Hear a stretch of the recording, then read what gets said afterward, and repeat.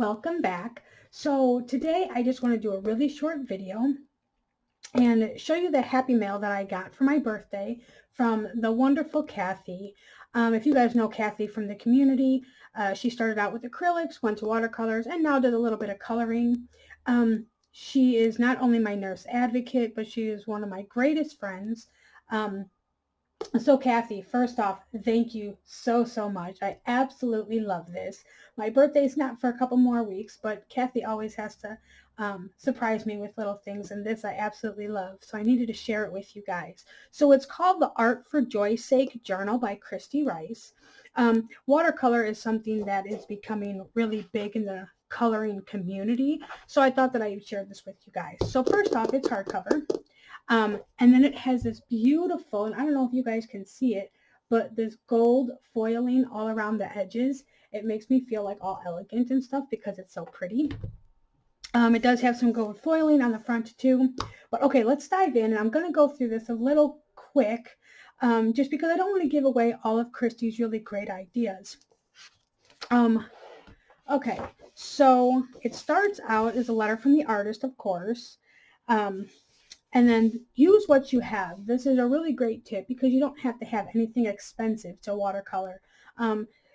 It helps if you're going to get serious into watercolor. Otherwise, if you just want to have fun, pull out whatever watercolor you have and just have some fun. So over here, she talks a little bit about the book. And then like they have these blank pages here that says write down the top 10 things that scare you when making art. So you can kind of list them and you know, see what scares you and then work on those things in the future. Forget rules, forget right, remember joy. So in here, it tells you, you know, this is her painting and what she used, how she used it, and the story behind her art, which I really like. Then she gives you her colored picture and then line art for you to go ahead and watercolor. And you don't have to follow hers. You can color this any color you want. If you don't want these to be red, make them blue, make them purple. It doesn't matter. And so this is, you know, each of these blank pages is like a journal page, and she gives you kind of some tips up top there of what to write down, what to do.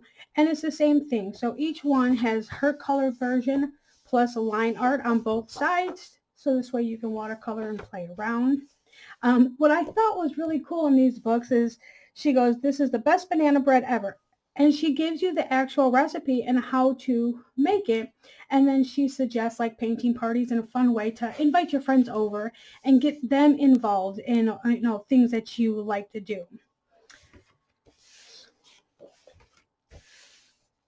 So as you can see, it's kind of, you know, the same things. But I do like reading the stories behind her art and how she feels about it and why, you know, she chose the colors that she chose or the flowers or whatever she was doing. And so what is your next? You can write all that down. That was a really cool one when I read that. Quickest ways to get artistically motivated. And I think that's a big thing is, you know, sometimes even in coloring, adult coloring books and things like that, we get stuck. It does have this little ribbon so you can mark where you are. But we get stuck and we just kind of get into that, that color block, where we just don't know what colors to use, don't know what we want to color. Here's another recipe for a bruschetta, which I thought was really cool. And so this is something that kind of helps you visualize different things and get your creative juices going again and get your mojo back. This was, I thought, was really neat. Paint some swatches of your favorite color combinations. And even if you got this book to do with colored pencils, that'd be great too, because you can color in the picture and then do some of your favorite color combos of whatever you like with whatever pencils you want. So I think with this book, it's pretty versatile to use whatever medium you want. Granted, it was made for watercolor, but you can really use it for whatever. Now, I will say the pages in this, they kind of feels like watercolor paper. Like there's, I don't even know what to say. There's a slight like toothiness to it, but it's pretty thin. So if you are a person like myself that uses boatloads of water, you can always transfer these images to another page or just go ahead and not even care about the buckling because, hey, it's your journal. It's supposed to look all thick and like you actually used it. But I thought, you know, this is watercolor sketch items on your next grocery or shopping list. I thought that was really, really cool. because, you know, if you're going to go for apples or carrots or donuts or whatever, you could just do it all on there.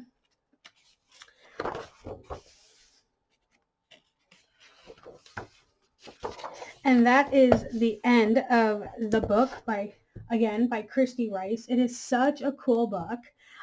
Again, Kathy, thank you so much for the birthday mail and the birthday wishes. You know that you have a special place in my heart always and forever. So thank you, thank you, thank you. Big love you to you.